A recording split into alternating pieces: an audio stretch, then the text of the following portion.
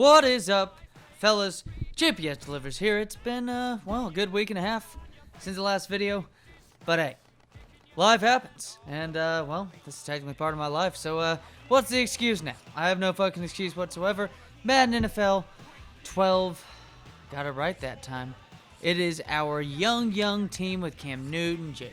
Watt, Von Miller, Aldon Smith, Ryan Kerrigan, Des Bryant, Darius Butler, if you want to put him in there, just because we, pretty much worked on him in training camp to make him a viable wide receiver option number 2. Because really, it seems like the second option in this offense is Greg Olsen at tight end. The team is 3-0. Or no, 4-0? Yeah, 3-0 because we had a bye week. Beat the Jets last time out, even though it's been quite a while. Facing the Titans, Tom Brady and the boys. Hey, I wasn't talking about their roster, but we saw their roster right there. Just a couple tweaks on that team. Same team. Hey, the Tom Brady team. Same team that beat us in the wild card playoff last year. Tom Brady and the boys. Larry Fitzgerald and company. I don't think Jericho Cotchery is part of this team anymore. I do not believe so. But they do have a first-round pick, or should be a first-round pick at running back. Dude, it was like 82 speed, but like 95 broken tackle already. Dude's a beast. Dude is most definitely a beast. But really, all you need is Larry Fitz and Tom Brady right there, and just a couple other options. Maybe run the ball a decent amount as they did in this game. And this team's hard as fuck to face. But hey, we have a really good squad with this Bills team. Really young squad, but already, making the playoffs the first season last time. This team's kicking ass. Already just starting the season undefeated. And you could say that 1-0 winning your first fucking game of the year. But it's been 3 now, trying to look for 4. And also trying to look for that sweet revenge as well. As Cam Newton is starting. It's like Vince Young in the Madden NFL 2009 fantasy franchise. We're going on a sophomore season MVP run. Cam Newton's already putting up quite a bit of numbers, even though overall our offense has kind of slowed down a little bit. In this game, we're going to see that a little bit. First quarter is more than halfway done. No points on the board whatsoever between a Cam Newton team with Des Bryant, Darius Butler, Greg Olsen, who Greg Olsen's going to prove to be pretty much the most consistent target on this offense. Even LaShawn McCoy's there, dual threat. It's Shady McCoy, just one of the best dual threats at this time, and for the next couple of years after that. But this Titans team, it's a Tom Brady-led team, even though Tom Brady's only 92 overall, compared to all the other Maddens and whatnot. Still, though, there's badges technically in this game when you think about it. All, what was it, fucking cannon arm and stuff, Jason Campbell, even though they should have had an arm. Yeah, should have had an arm. But should have had a badge with Mr. Jason Campbell that said you can't win shit. Can't even win a game. So pretty much that's the case. That's a couple things they're missing out on that one. But a pretty slow start. Moving the ball a little bit. No, not necessarily 3 and outs to start off this game. But just not much happening. Turns out, I thought that was holding maybe. Even better, intentional grounding, which is basically holding. It's basically a sack. That's what it is. A pretty shit situation for a sack. And we know Tom Brady has gotten away with a shit ton of what should be, certain penalties against his team. Intentional grounding is definitely one of those. Tom Brady loves to throw the ball 2 feet away from him and be like, well, that was a running back right there. And the refs are like, pretty sure he wasn't eligible, but you know what? But fuck, who gives a shit? Who gives a fuck? Also, what the fuck is this shit? Reggie Williams with the catch. I believe it's Reggie Williams. That should have been just batted down by Mr. Cromartie. But hey, it is what it is. Giving up some plays, whatnot. But looking forward to the week of football ahead of us. Thursday night football. Speaking of Tom Brady a new team. We're showing Tom Brady right here on the Titans. A new team. Should have been picked off right there. That's the Tom Brady luck when you're facing him. You just don't get plays done like that, even though, no spoilers right here, but Tom Brady's going to, kind of replicate his 2020 self. Not on this play, though. Nice touchdown pass, last week against the Chargers. But Tom Brady and the boys going to Chicago, I believe. Chicago is 5.5-point underdogs. Seems a little too steep to me. I understand the record there is overrated by the Chicago Bears. It's Mitchell Trubisky. That's basically what that team, their performances against teams for the most part, like 90% of the season was Mitchell Trubisky. You put in Mr. Nick Foles for like a quarter and a half, a quarter, and they come back against, that team. Man, should have been taken off right there on play selection. My bad. But, that's, just looking at it, though, I mean, there's a lot of injuries to this Buccaneers team.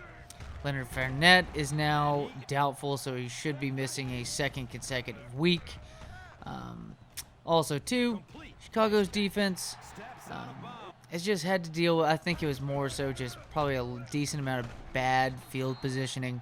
I mean, when you have a really terrible offense, it really goes to show. I mean, that's why Indianapolis, at least, improving on their offense compared to last year, and now their defense is just pretty damn stout. And, when you have a really good offense, it's, you don't have to get stuck with points put on the board by pick sixes. Speaking of Tom Brady and whatnot this season, and maybe later this game. But, it's just, the Bears' defense isn't terrible. I mean, I wouldn't say it's terrible. I mean, right here, pick six, baby.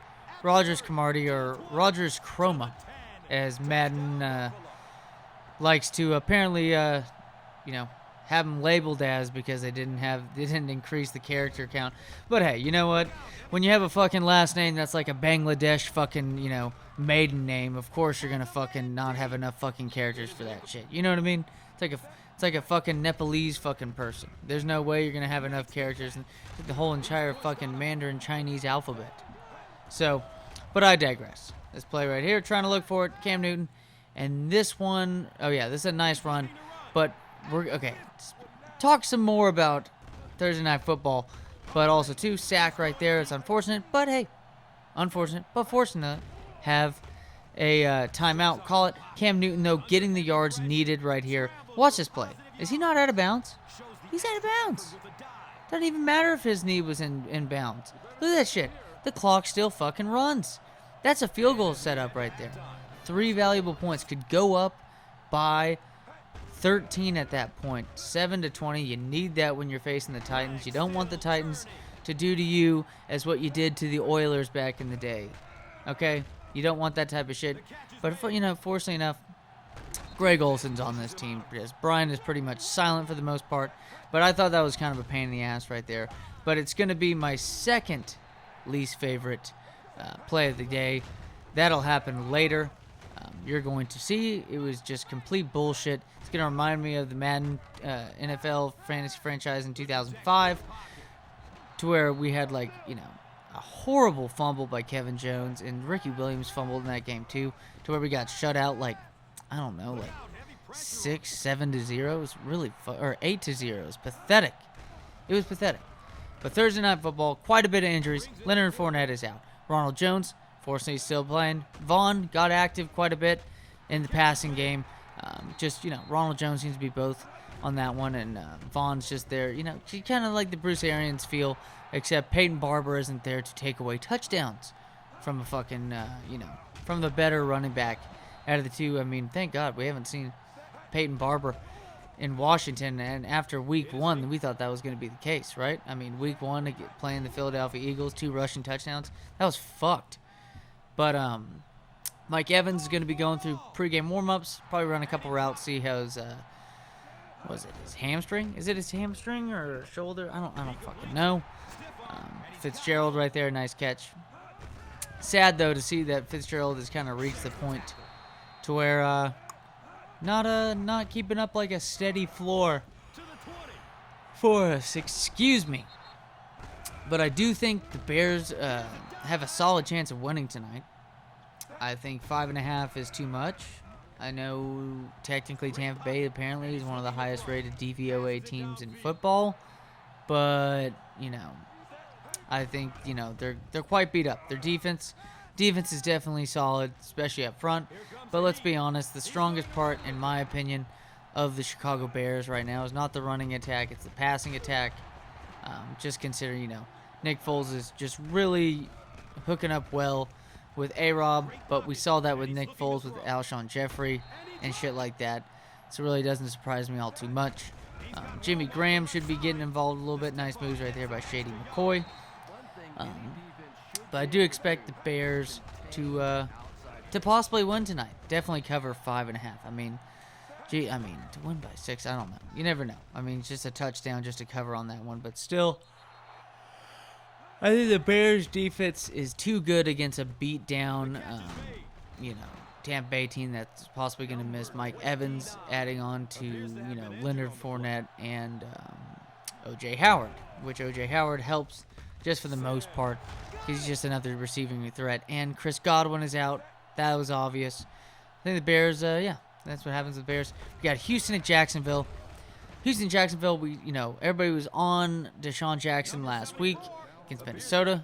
Rightfully so. Minnesota's defense really has not played that well until the first 3 quarters of the Houston game. I mean, but also, too, was it really Minnesota defense playing strong, or was it more so to do with Bill O'Brien just got shipped right after the game?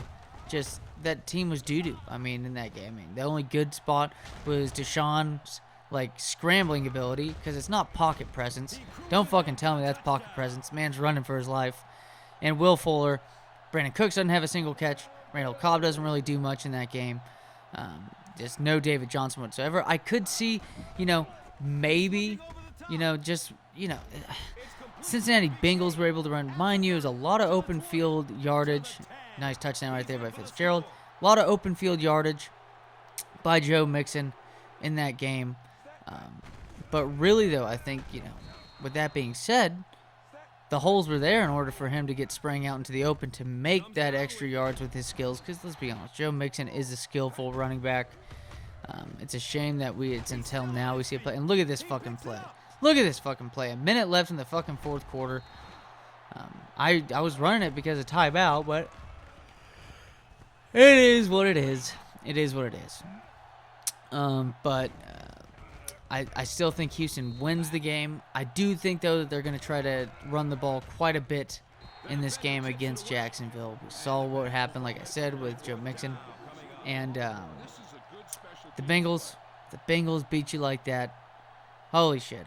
I don't know. Maybe the Bengals are better than the Texans. I'm not going to go there with that. But still, though, and also here, saved by the last bit of gust of wind right there. There it is, 24-21. Nice win right there. But I do think Houston's most likely going. I could talk about results and, game guessing just on, who I think is going to win, stuff like that. But I think Houston wins. But I'm going to talk about game scripts and stuff just because that seems a little bit more interesting. You can, get more into theory about that. I do think now with the new coach, your interim coach, it's going to be interesting. Their offensive line is technically one of the best run-blocking offensive lines in football, but just because of game scripts, they've been forced to pass the ball a lot more. They're not the best at pass protection, as we have been able to see the entire career of Deshaun Watson. We'll have to see. But for the most part, I think David Johnson has an under-the-radar game that most people should have known was going to be good. But, yeah. We'll all figure it out. As always, fellas, take it easy. We'll talk more soon. Later, fellas.